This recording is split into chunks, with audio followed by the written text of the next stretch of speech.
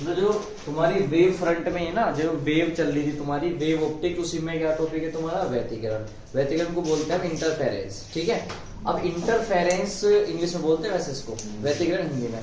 होता क्या है, आप ये सपोज करें कि आप तालाब में ही हो, मतलब तालाब के पास खड़े हो, सॉरी तालाब के पास खड़े हो। तालाब जो है, तालाब का जल क्या है, बिल्कुल स्थिर है, रुका हुआ है। आपने क्या करा, जैसे एक पत्थर उसमें डालोगे, जैसे आपने पत्थर उसमें गिराया तो तुरंत क्या होगी, वहां से वेव चलेगी, ऐसे वेव फ्रंट के रूप में, सही है। तो हम ये कह रहे हैं कि अगर सपोज दैट ऐसा हो कि आपने दो पत्थर डाले हैं, दो पत्थर डाले तो दोनों से वेव चलेगी, ऐसे कुछ ऐसे चलेगी चारों ओर, कुछ ऐसे चलेगी। तो दोनों क्या है, समान आवृत्ति की है, हम ये मान के चल रहे हैं। जो तरंगे हैं वे क्या है, समान आवृत्ति की हैं और एक ही दिशा में चल रही है। वैसे एक दिशा समझते हो, दोनों एक ही दिशा में चल रही है इधर की ओर। तो क्या होता है, कभी कभी ऐसा होता है कि अगर आपके पास या तो वे दोनों मिल जाएगी, क्रस्ट से क्रस्ट और ट्रप से ट्रप। क्रस्ट ट्रप क्या होता है, देखो जो ऐसे जाती है ऊपर वो तो बोलते हैं क्रस्ट, और जो नीचे जाता है उसे बोलते हैं ट्रप। जब दोनों एक जैसी मिलेगी, ऐसे अगर मान लो दोनों ऐसे मिल रही है, क्योंकि पत्थर आपने डाले तो पत्थर से ऐसे वेव बढ़ती है, ऐसे वेव चलती है इस टाइप से। अगर दोनों क्रस्ट से क्रस्ट मिले हैं या ट्रप से ट्रप मिले हैं तो उनका आयाम बहुत अधिक बढ़ जाएगा, या आवृत्ति बहुत अधिक बढ़ जाएगी, या तीव्रता बहुत अधिक बढ़ जाएगी। कैसे कि आपने भी इधर से पत्थर डाला, दूसरे बंदे ने पत्थर ऐसे डाल दिया, दोनों की वेव ज्यादा मिल गई तो लहरें ज्यादा चलती है, तरंगे यानी कि लहरें ज्यादा चलेगी। या फिर क्या कर सकती है, एक दूसरे को खत्म, कि आपका ऊपर का हिस्सा आया, उसका नीचे का हिस्सा आया, क्रस्ट से ट्रप मिल गया और ट्रप से क्रस्ट मिल गया, तो वो क्या कर देते हैं, एक दूसरे को विनाश। तो यही है, यानी कि जब दो तरंगे एक माध्यम में एक ही दिशा में उत्पन्न की जाती हैं तो अध्यारोपण के सिद्धांत से, अध्यारोपण बोलते हैं तरंगों को मिलने को, जुड़ाव को। तो अध्यारोपण के सिद्धांत से परिणामी जो तरंग आई है, यानी कि टोटल जो बाद में तरंग आ रही है मिलने के बाद, उसका आयाम या तो बढ़ जाएगा या उसका कम हो जाएगा। अगर वो बढ़ जाएगा तो उसे बोलते हैं संपोषी व्यतिकरण, कंस्ट्रक्टिव इंटरफेरेंस। और अगर वो खत्म हो जाएगा, एक दूसरे का विनाश कर दे, तो उसे बोलते हैं विनाशी व्यतिकरण, और विनाशी को बोलते हैं डिस्ट्रक्टिव इंटरफेरेंस। देखो छोटा छोटा सा आप समझ सकते हो कि अगर आपके पास देखो वेव है, लेट्स सपोज दैट आपने क्या करा, जैसे ही पत्थर यहाँ पे डाला तो ऐसे वेव चलेगी इस टाइप से, तो ये वेव चल रही है, वेव ऐसे चलती है आपकी। और आपने एक और पत्थर डाल दिया, और वो पत्थर ऐसे डाल दिया कि चलो इधर डाल दिया हमने, वो पत्थर ऐसे डाल दिया ऐसे, और उससे वेव ऐसे चल रही। तो अगर इनकी दोनों क्रस्ट से क्रस्ट मिले, ट्रप से ट्रप मिले, तो ये क्या करेगी, इनका आयाम बढ़ा देगी या कम कर देगी। और अच्छे से एक्सप्लेनेशन ऐसे हो सकती है इसकी कि मान लीजिए आपके पास एक तरंग है, पहली तरंग, और तरंग की जो समीकरण होती है, तरंग की समीकरण होती है y इक्वल टू, मैं बता देता हूँ, y equal to a sine omega t। जो हमने तरंग की इक्वेशन पढ़ते हैं वो फर्स्ट ईयर में पढ़ते हैं, ठीक है। 11वीं क्लास में आपने पढ़ी होगी अनुप्रस्थ तरंग या तरंगों की समीकरण पढ़ी होगी, y equal to a sine omega t, और यहाँ पे हम प्लस माइनस फाइव भी लगा सकते हैं। ये होता है कलांतर। ये तुम्हारा क्या है, a है आयाम, y है विस्थापन, और साइन तुम्हारा थीटा हो गया, एंगल हो गया, और ये ओमेगा t होता है तुम्हारा कला, जैसा बोल रहा हूं कोण, और ये होता है कलांतर, कला का अंतर, कितना फेज डिफरेंस है। तो अगर ये वेव, अगर मैं यहां से मानूं कि एक वेव चली है, अब समझना इसको कि एक वेव ऐसे चली है और ये समान आवृत्ति की है, इनका आयाम जो है वो लगभग बराबर है, बिल्कुल बराबर नहीं होगा। आवृत्ति बराबर हो सकती है लेकिन आयाम बराबर नहीं होगा। अब विस्थापन तो ये है कि कितना अधिकतम दूर जा रही है, और आयाम होता है ये कितना इधर जा रही है और कितना नीचे आ रही है। अगर आप वेव मानेंगे और झूला झूलने वाली लड़की का आप एग्जांपल ले सकते हो, तो वो क्या है, अगर वो ऐसे जा रही है इधर से, ये इसका आयाम है कितनी इधर उधर जा रही है, इस अपने साम्य अवस्था से कितनी इधर जा रही है और कितनी इधर आ रही है, इसे बोलते हैं आयाम, एम्पलीट्यूड। तो ये क्या है तुम्हारा आयाम, ठीक है। अब अगर एक वेव तो ऐसे चली और इसका जो आयाम है वो कितना है हमारा a1, एक और वेव चली है और वे बिल्कुल सेम ऐसी ही है, आवृत्ति सेम है, और ये दोनों क्या हुई, मिल गई। ये तो इसकी a1 थी और इसकी हमने आयाम मान लिया a2, और दोनों क्या मिली है, मिली, दोनों प्लस हुई। तो अगर मैं ये बात करूं कि इसके क्रस्ट से क्रस्ट मिला और ट्रप से ट्रप मिला, तो इनका आयाम क्या होगा, बहुत अधिक बढ़ जाएगा। तो इसे बोलते हैं संपोषी व्यतिकरण, यानी कि जो हमें परिणामी तरंग मिलेगी वो इस टाइप से मिलेगी आपके पास, उनका आयाम इस टाइप से बढ़ जाएगा। देखो बढ़ेगा नहीं बढ़ेगा। इसे आप बेसिक एग्जांपल समझ सकते हो कि अगर तालाब में गेंद गिर गई है तो आपने इधर से पत्थर मारा, दूसरे ने मारा, दोनों के पत्थर से पत्थर बिल्कुल बराबर बराबर चले तो गेंद जल्दी से किनारे पे आ जाती है बोल।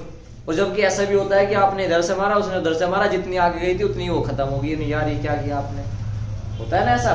तो ये देखो अगर इसके क्रस्ट से क्रस्ट मिल रहे हैं, ट्रप से ट्रप मिल रहे हैं, तो इनका आयाम क्या होगा, बढ़ जाएगा। तो ये सब बोलते हैं संपोषी व्यतिकरण, कंस्ट्रक्टिव इंटरफेरेंस।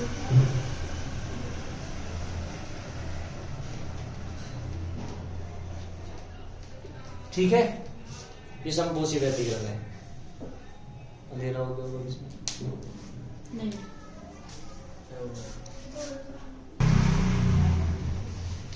तो ये क्या बन गया तुम्हारा संपोषी व्यतिकरण। अगर ये तो संपोषी व्यतिकरण हो गया आपका, ठीक है। अब अगर मैं बात करूं आपसे कि वेव ऐसे चली है, ये तो दोनों मिलकर संपोषी व्यतिकरण। अब एक वेव ये है कि ये वेव एक तो ये वाली वेव होगी, और दूसरी वेव ऐसी होकर ले ली हमने, और जो वेव आई है वो ऐसी आई है अपोजिट इसके, कि वो इस टाइप से चल रही है, देखो इस टाइप से। और जब मैं इसको प्लस करूंगा तो ध्यान दो, जब इसका क्रस्ट है इसका ट्रप है, जब इसका ट्रप है इसका क्रस्ट है, या ऐसे समझ सकते हो जब इसका उभरा हुआ हिस्सा इसका डाउन है, इसका डाउन है तो इसका अप, तो एक दूसरे का विनाश करेगी नहीं करेगी, एक दूसरे को क्या कर देगी, खत्म कर देगी। तो इसको बोलते हैं हम विनाशी व्यतिकरण। यानी कि इनसे फिर हमें ऐसे मिलेगी वेव। दो केस बन सकते हैं, या तो बिल्कुल ऐसी मिले, बिल्कुल ही कम खत्म हो जाएगी, या कुछ ना ही मिले, कुछ भी नहीं मिलेगी, दूसरे का विनाश कर देगी। ठीक है, इसे हम समझने के लिए ऐसे बना देते हैं। हालांकि एक दूसरे को खत्म भी कर सकते हैं, विनाशी व्यतिकरण इस टाइप से बस। ठीक है, दोनों मिल सकती है, ये खत्म भी कर सकती है इसको, ये भी मिल सकती है, या ये ऐसे मिल सकती, क्योंकि तुम क्या हो सर यही क्यों मिल रही, ये भी मिल सकती है, बिल्कुल मिल सकती है, लेकिन एक दूसरे को खत्म कर देगी। या फिर ये ऐसे भी मिलती है कि बिल्कुल ही कुछ रहेगा ही नहीं, खत्म, आप इसमें पहचान भी नहीं कर पाओगे। इसे बोलते हैं विनाशी व्यतिकरण, विनाशी व्यतिकरण। और विनाशी व्यतिकरण आप समझ ही गए होंगे अगर परिभाषा की बात करें, कि जब दो तरंगे एक ही माध्यम में समान दिशा से गति करती हैं तो क्या होती है, परिणामी तरंग की जो तीव्रता होती है अध्यारोपण के बाद, इसे अध्यारोपण ही बोलते हैं, प्लस करने को अध्यारोपण ही बोलते हैं आप। ठीक है, तो अध्यारोपण के पश्चात जो परिणामी तरंग है, परिणामी तरंग होती है जो मिलने वाली है टोटल, तो परिणामी तरंग की तीव्रता या तो बहुत अधिक बढ़ जाती है, बहुत अधिक बढ़ जाती है, और बहुत अधिक यानी कि कम भी हो जाती है। ठीक है, अधिकतम हो जाएगी या न्यूनतम हो जाएगी। जो अधिकतम होती है, जिन बिंदुओं पर अधिकतम होती है उसे बोलते हैं संपोषी व्यतिकरण, और जिन बिंदुओं पर ये न्यूनतम होती है या बिल्कुल शून्य होती है उसको हम क्या बोलते हैं, विनाशी व्यतिकरण। ठीक है, तो व्यतिकरण समझ में आया क्या है। और व्यतिकरण दो प्रकार के होते हैं, संपोषी व्यतिकरण और विनाशी व्यतिकरण। ठीक है, इनको बना लो डायग्राम। तो जो व्यतिकरण के लिए आवश्यक शर्त है, यानी कि व्यतिकरण होगा तो उसकी शर्त क्या है, क्योंकि व्यतिकरण आपने दो टाइप्स के पढ़ लिए हैं। तो हमने ये मान लिया कि माना दो समान आवृत्ति की तरंगे हैं, एक ही माध्यम में क्या हो रही है, गतिशील है या गतिमान है, और उनके बीच जो कलांतर है वो फाई है, तरंगों के बीच जो कलांतर है वो कितना है, फाई। और माना दोनों तरंगों का आयाम क्रम से a1 व a2 है, यानी कि पहली तरंग का आयाम a1 है, दूसरी का a2 है, और विस्थापन कितना है y1 और दूसरी का कितना है y2 हो, तो तरंग की समीकरण से। अब तरंग की जो समीकरण होती है पहली तरंग के लिए, पहली तरंग के लिए तरंग की समीकरण से, तरंग की समीकरण क्या होती है, y equal to a sine omega t। सही है, तो पहली तरंग की बात करें तो विस्थापन कितना माना आपने, y1, आयाम कितना माना है, a1, जबकि ओमेगा टी हमने इसमें सेम मान लिया कि एंगल यही है। ये इक्वेशन नंबर बन गई आपकी फर्स्ट। ठीक है, एक। दूसरी तरंग के लिए, दूसरी तरंग के लिए तरंग समीकरण से, और वो है हमारी y2 equal to a2 sine omega t plus five, क्योंकि मैंने अभी बोला है जो कलांतर है वो दोनों तरंगों के बीच कितना है, फाइव। अब कलांतर आप समझ सकते हो, देखो इसकी जो कला है वो ओमेगा टी है और दूसरे की जो कला है वो कितनी कर दी हमने, ओमेगा टी प्लस फाइव। तो दोनों में डिफरेंस आ गया नहीं, आ गया। अगर आप कलांतर निकालोगे omega t plus five minus के ओमेगा टी, तो ओमेगा टी से ओमेगा टी कैंसिल, क्या बचेगा अंतर, फाइव। तो उसे बोलते हैं कला का अंतर, यानी कि कलांतर कितना है हमारा, फाइव। सही है, तो कलांतर कितना हो गया हमारा, फाइव।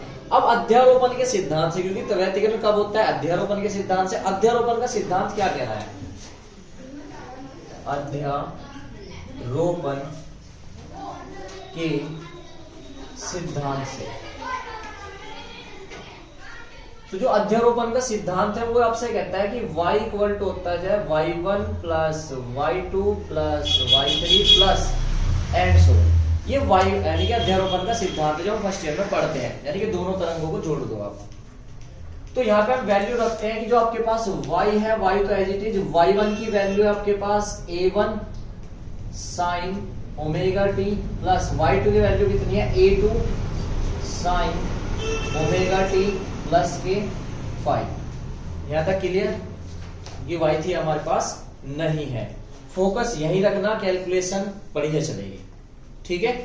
अब आप लोगों के पास एक फॉर्मूला है, और वो फॉर्मूला ये है कि जो साइन a प्लस b का फॉर्मूला, और वो होता है sine a into cos b plus cos a into sine b। सही है, तो मैं वो फॉर्मूला इसमें अप्लाई करता हूं, ठीक है। तो y as it is a1 sine omega T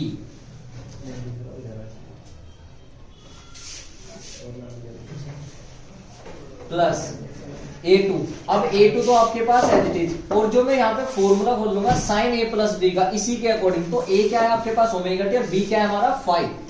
तो sine omega t into cos 5, sine A cos B, ठीक है।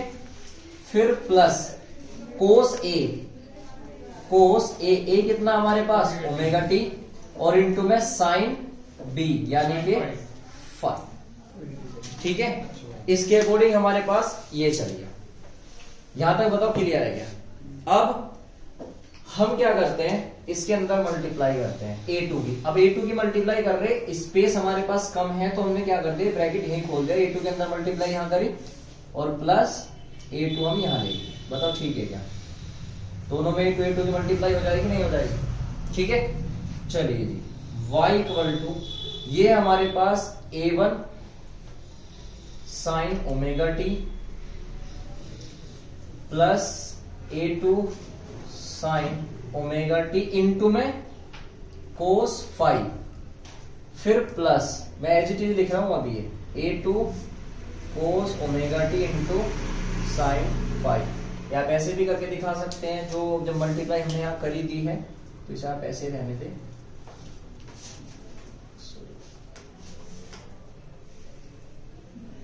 ये जो a2 था इसे यहीं रहने दें, इसकी मल्टीप्लाई यहां कर दी हमने अंदर से, ठीक है। अब यहाँ पे कुछ कॉमन है, उसे आप कॉमन ले ले, अलग अलग निकाल के। देखो कॉमन क्या है, यहाँ पे साइन ओमेगा टी है, यहाँ पे साइन ओमेगा टी है, दोनों में ऐसा कॉमन आ सकता है। वो जो कॉमन आएगा उसको कॉमन निकाल ले आप। तो y इक्वल टू, जो कॉमन आ रहा है उसको कॉमन निकालता हूं मैं। कॉमन क्या निकलेगा, साइन ओमेगा टी में कॉमन ले रहा हूं बाहर, तो साइन ओमेगा टी कॉमन ले लिया, अंदर बचा आपके पास a1 प्लस a2 कोस 5।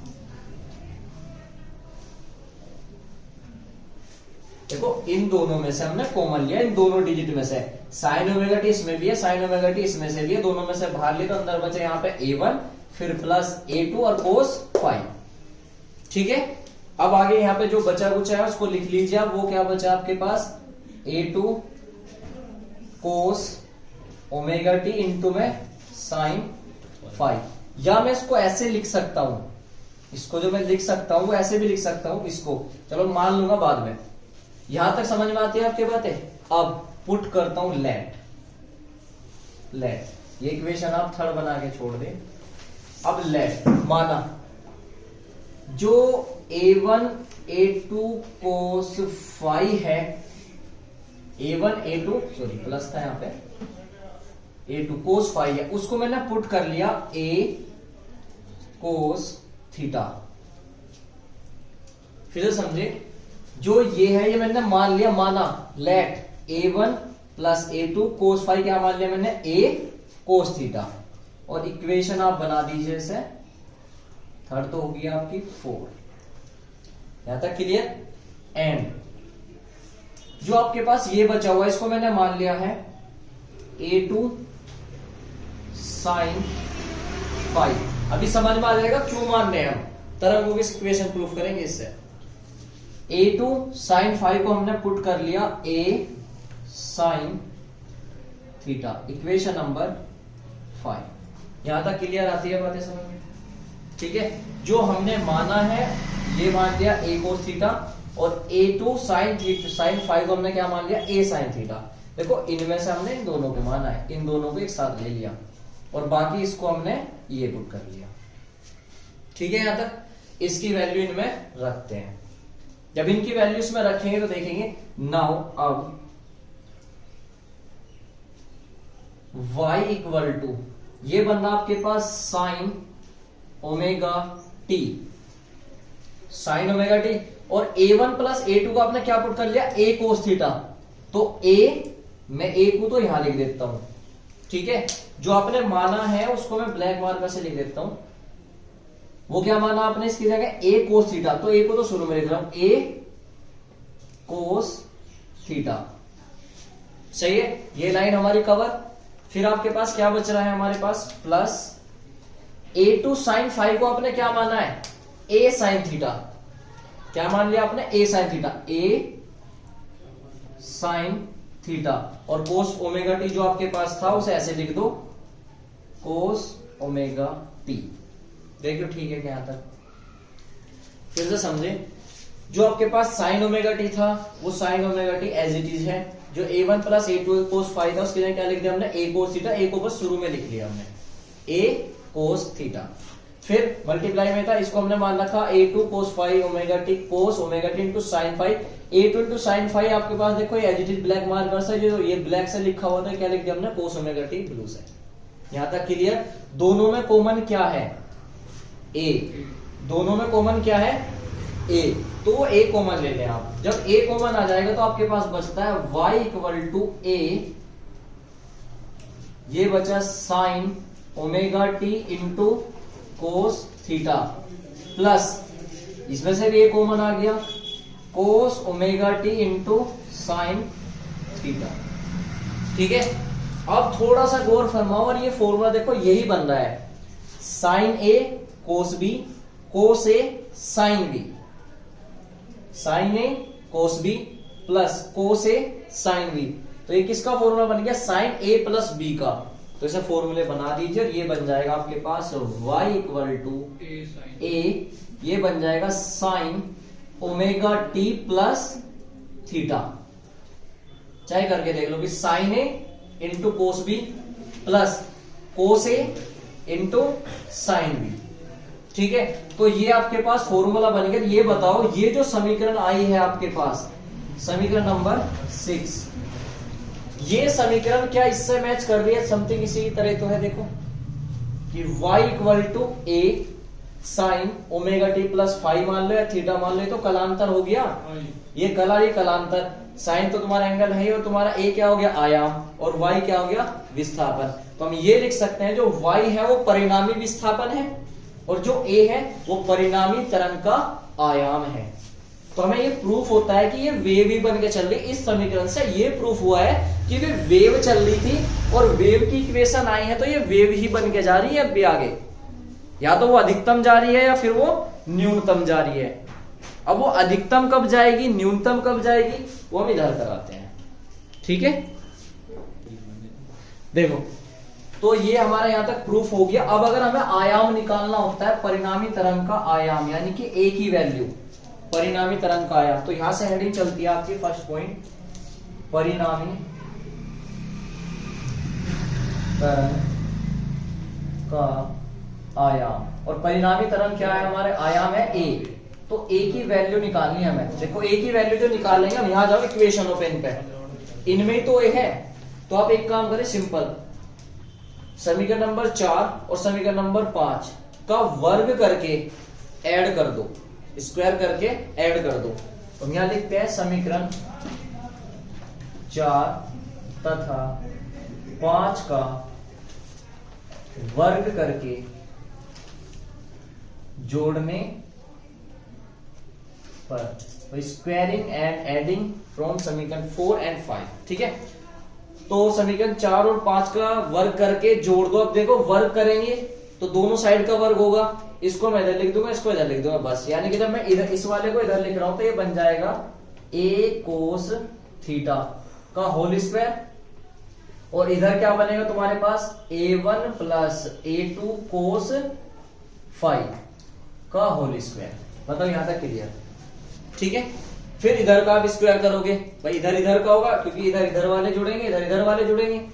इधर का स्क्वायर करोगे तो बन जाएगा यहाँ प्लस भी करना तो a साइन थीटा का होल स्क्वायर, और ये बन जाएगा प्लस के a2 साइन फाई का होल स्क्वायर। ठीक है, यहां तक क्लियर? चलो जी स्क्वायर खोल लो इनका। जब स्क्वायर खोलेंगे तो सीधा स्क्वायर है, ए स्क्वायर तो यहां से कॉमन आ गया, इसमें से भी ए स्क्वायर बनेगा, इसमें से भी ए स्क्वायर कॉमन आ गया, अंदर बचा cos square theta plus sine square theta. बिल्कुल सही। इसका स्क्वायर खोलो a प्लस बी के होल स्क्वायर से, ए स्क्वायर यहीं पे फोकस करना, a1 square plus a2 square plus 2a1 a2 cos 5, a square plus b square plus 2ab। फिर यहां पे बनता है हमारे पास a2 square into sine square 5। अच्छा ये कोस स्क्वायर भी तो बनेगा भाई, ये गलत हो गया थोड़ा सा, a2 कोस स्क्वायर 5 क्योंकि पूरे का स्क्वायर होगा ना, फिर प्लस 2a1 a2 कोस 5। अब ठीक है यहां तक, ठीक है। इधर हमारी पहली सरल समीकरण से 1 हो चुका, क्योंकि त्रिकोणमिति की पहली सरल समीकरण है sine cos square theta plus sine square theta equal to 1। उसे साइड में लिख के भी आप पुट कर सकते हो कि sine square theta plus cos square theta equal to 1, या cos square theta plus sine square theta equal to 1 होता है। ठीक है, तो इसकी वैल्यू कितनी हो गई आपकी 1। यहां क्या बचा, ए स्क्वायर इंटू में 1 equal to a1 square plus, देखो एक तो ये वाले डिजिट है आपके पास, एक ये वाले डिजिट है, दोनों में कॉमन कौन है, a2, तो a2 स्क्वायर आप यहां ले लो, a2 स्क्वायर और इंटू में अंदर बचेगा cos square 5 plus sine square 5, दोनों को साथ लिख दिया मैंने, इसको और इसको साथ लिख दिया। फिर प्लस बचता है 2a1 a2 कोस 5, और इसी सर समीकरण से इसकी वैल्यू कितनी बन गई 1। तो आपके पास इक्वेशन आती है निकल के कि a square equal to a1 square plus, ये तो 1 हो गया ना, तो a2 स्क्वायर प्लस के 2a1 a2 कोस 5। ये आपके पास आयाम की इक्वेशन आ गई। या हम इसे ऐसे लिख सकते हैं, या कि a है छोड़े आप और अंडर रूट लगा दें आप, कितना बन जाएगा a1 square plus a2 square plus 2a1 a2 cos 5। Square में भी लिख सकते हैं। ठीक है, ये तो आपके पास आती है आयाम की समीकरण। भाई ये तो आपके पास आयाम की इक्वेशन आई है, या तो आप इसे मान ले या इसे मान ले। ठीक है, अगर हम बात करें यहां पर तीव्रता की, तरंग की तीव्रता, तो मैं यहां लिख देता हूं सेकंड पॉइंट, तरंग की तीव्रता। अब जो तरंग की तीव्रता होती है वो होती है आई, और यहां पर जो आई होता है वो समानुपाती होता है ए स्क्वायर के। जो आई है तरंग की तीव्रता वो आयाम के वर्ग के समानुपाती होता है, ध्यान रखना इसको। तो इसी के अकॉर्डिंग अगर हम यहां से थोड़ा सा फॉर्मूला कंजर्व करें तो ए स्क्वायर की वैल्यू ये रही, तो आई इक्वल टू बन जाएगा आपके पास a1 square plus a2 square plus 2a1 a2 cos 5। यहां पर एक चीज और नोट करें, समानुपाती का निशान हटा के मैंने डायरेक्ट ये लगा दिया, कैसा पॉसिबल है, नहीं, क्योंकि साइंस कहता है, फिजिक्स कहता है कि यहाँ पे कांस्टेंट एग्जिस्टेंस करेगा। तो वो कांस्टेंट क्या है हमारा यहाँ पे, के मान लीजिए आप। कांस्टेंट कितना है वो आपका, के। तो कांस्टेंट यहाँ पुट कर दो, वो बन जाएगा के, और ए स्क्वायर की वैल्यू एल। ये तरंग की तीव्रता की परिभाषा, ठीक है।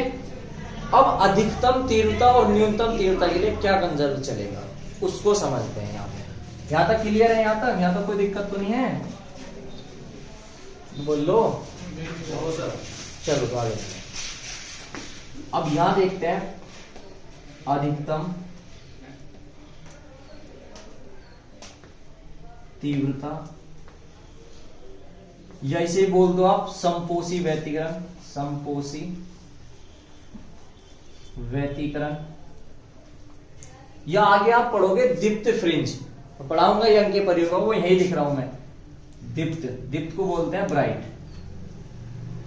अधिकतम तीव्रता या समपोषी व्यतिकरण या दीप्त के लिए क्या कंडीशन रहेगी वो मैं बताता हूं, और इधर मैं बताता हूं आपको न्यूनतम तीव्रता या विनाशी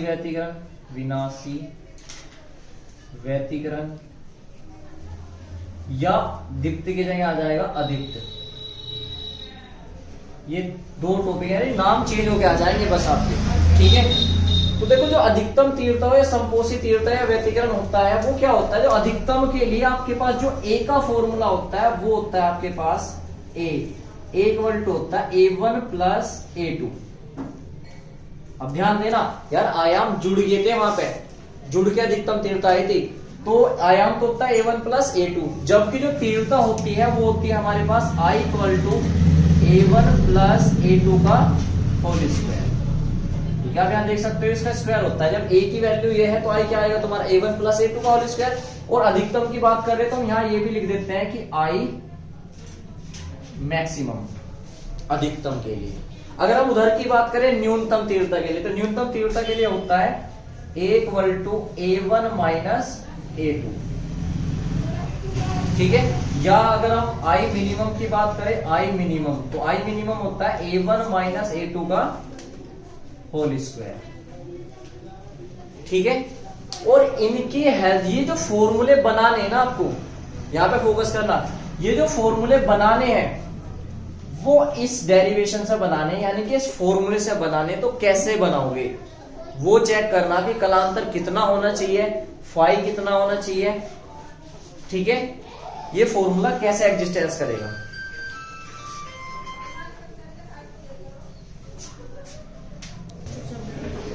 देखो भाई, जो मतलब उधर था ना वो मैंने यहां लिख दिया, ठीक है। आप थोड़ा और अच्छे समझ में आएगा।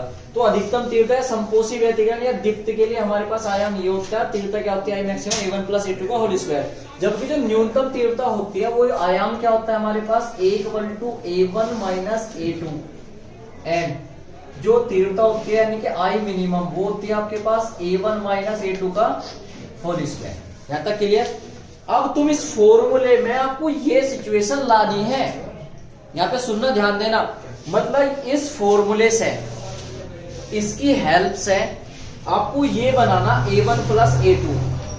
तो कैसे बना सकते हो, तो वो ध्यान देना, इफ, थोड़ा ध्यान देना कि इफ यदि कोस फाई, जो कोस फाई की वैल्यू 1 हो जाए, ध्यान देना यहाँ पे, अगर इस फॉर्मूले में कोस फाई की वैल्यू 1 हो जाए तो आपके पास यहां से कोस फाई हटा, तो आपके पास क्या बन जाएगा A1 square plus A2 square plus 2A1 A2, यानी कि ये बन जाएगा equal to A1 square, sorry A1 plus A2 का होल स्क्वायर, और स्क्वायर से रूट यानी कैंसिल, तो आपके पास A का फॉर्मूला बनेगा नहीं बनेगा। यानी कि यदि कोस फाई बराबर 1 हो जाए, इट मींस कोस फाई बराबर 1 आना चाहिए, तो ऐसा फॉर्मूला बना। और फॉर्मूला कैसे बनेगा, तो फॉर्मूला बनता है, ऐसा बोलते हैं हम कलांतर, फाई को कलांतर, और कलांतर यानी कि फाई, और फाई इक्वल टू चेक करेंगे 2n पाई। मतलब फॉर्मूला बना रहा है, यहाँ चेक करते रख के, फाई इक्वल टू 2n पाई, ये फॉर्मूला बनाया मैंने, और ये चेक करते हैं n इक्वल टू यहाँ रखते हैं 0। तो जब मैं यहाँ चेक करूंगा n की वैल्यू 0, तो phi equal to 0, phi equal to 0, और कोस 0 की वैल्यू 1, सही है। फिर 1 रख के चेक करता हूं। जब 1 रखूंगा तो 2n यानी कि 1 2 पाई और कोस 360, कौन सी 360 क्या होता है यानी कि साइन 90 प्लस यानी कि कोस 360 रखोगे तो क्या लिख सकते हो साइन 360 प्लस 0। 360 पे चेंज होगा नहीं होगा, या आप ऐसे लिख सकते हो, इसे लिख सकते हो कोस 180। एक सेकंड, जो आपके पास कोस का फॉर्मूला है और यहाँ 1 रखते हो तो आपके पास बन जाता है 2 पाई, और 2 पाई का मतलब क्या होता है आपके पास, 2 पाई का मतलब 360। तो कोस 360 की वैल्यू कितनी होती है, कोस 360। अब कोस 300 अगर 60 चेक करें तो ये लिख सकते हैं, इसको 2 पाई को हम लिखते हैं कोस 360, कोस 360। कोस 360 में एक ऐसी वैल्यू चेक करें आप, पहले तो आप ये चेक करें कि इस पे चेंज होगा नहीं होगा, तो 90 पे चेंज होता है, 270 पे चेंज होता है, यानी कि 180 पे चेंज नहीं होता और ना 360 पे चेंज होता। तो आप ऐसे लिख सकते हो कि कोस 360 प्लस 0 कर सकते हो, नहीं कर सकते हो, इट मींस 360 पे चेंज तो होने का नहीं, तो आपके पास बना कोस 0 और कोस 0 की वैल्यू 1, तो यानी कि हमारी वैल्यू सही चलती है। तो n की वैल्यू है यहाँ पर 0 1 2 3 4 ये आएगी, और ये आपके पास बन गया कलांतर का फॉर्मूला। ठीक है, आप थोड़ा और दिमाग लगा सकते हो कि हाँ सर कोस फाई कर, देखो मैंने आपको ये बताया कि इसकी हेल्प से आपको ये लाना है, तो कैसे आ सकता है कि यदि कोस फाई, या कोस फाई था, कोस फाई की वैल्यू 1 हो जाए, तो कोस फाई की वैल्यू हमने 1 मान लिया। कोस फाई 1 कब हो सकता है कि फाई इक्वल टू 2n पाई हो, तो n की वैल्यू यहाँ 0 रखेंगे तो कोस 0 1, n की वैल्यू 1 रखेंगे तो क्या बनता है तुम्हारा 2 पाई, यानी कोस 360 की वैल्यू फिर 1, यानी कि हम सही चल रहे, फॉर्मूला हमारा सही है।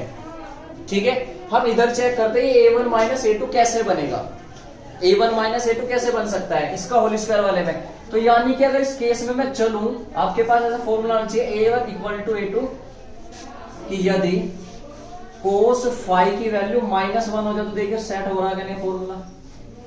इसका मतलब ये हो जाएगा कि आपके पास a1 square plus a2 square minus के 2a1 a2, कोस फाई की वैल्यू -1 लगे तो माइनस यहाँ आ गया, तो आपके पास फॉर्मूला क्या सेट हो रहा है कि a1 माइनस a2 का होल स्क्वायर, स्क्वायर से कैंसिल, तो आपके पास बना a1 minus a2, it means cos phi की वैल्यू यदि -1 हो। आ गया क्या बात समझ में? तो इसके लिए मैं कलांतर का फॉर्मूला चेक करता हूं, कलांतर, और ये जो कलांतर बता रहा हूं ना, यही अंक के प्रयोग में शिफ्ट होने आपके। ठीक है, तो कलांतर, अब कलांतर के लिए मैं फॉर्मूला बनाता हूं, phi equal to 2n minus 1 into में पाई, ये मैंने फॉर्मूला बनाया यहाँ पे। अब यहाँ चेक करेंगे n की वैल्यू रखकर, वेयर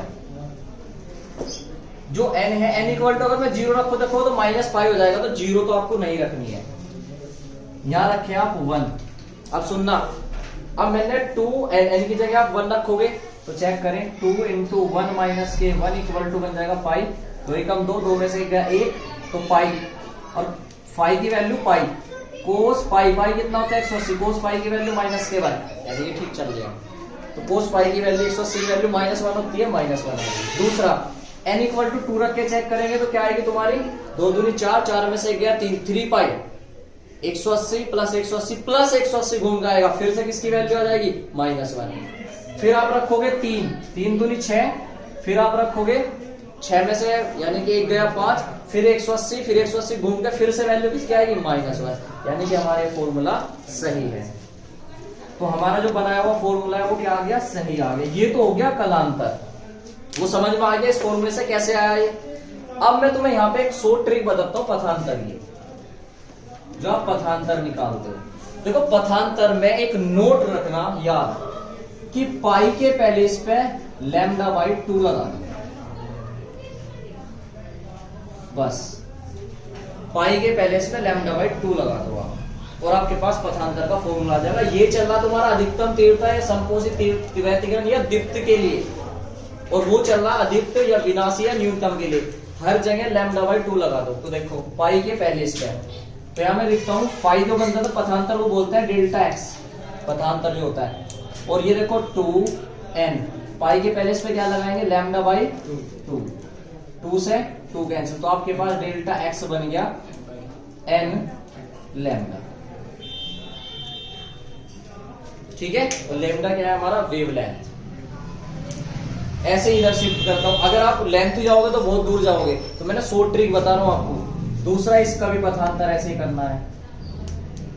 पथांतर में क्या करना, रोटेट x 2n-1, पाई के पहले इस पे क्या रख दो, λ/2, तो λ/2, और ये बन गया पथांतर का फॉर्मूला। और n की वैल्यू यहां भी वही रहेगी 1 2 3 4 5 6। ठीक है।